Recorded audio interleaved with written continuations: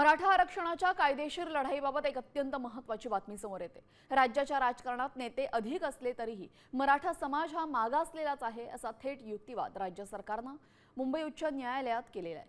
सरकारी नोकऱ्यांमधील सहभाग हाच मागासलेपणाचा खरा निकष असून शुक्रे आयोगाचा अहवाल पूर्णतः शास्त्रोक्त असल्याचा दावा सरकारने केलेला आहे। या प्रकरणाची पुढील सुनावणी आता 7 ऑगस्टला होणार आहे। दरम्यान सरकारने हायकोर्टात नेमका काय युक्तिवाद केलेला आहे आपण थोडक्यात पाहूयात। साम टीव्ही मी नेहमी पाहतो, त्यावर दाखवलेल्या बातम्या रिलेट करतात।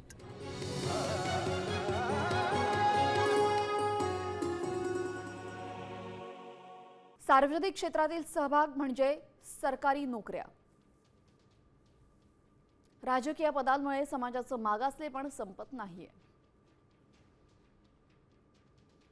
शुक्रे आयोगाचा अहवाल पूर्णपणे शास्त्रोक्त आहे।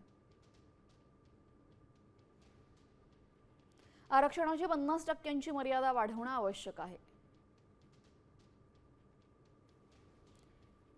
मराठ्यांसाठी स्वतंत्र प्रवर्ग किंवा टक्का वाढवावा।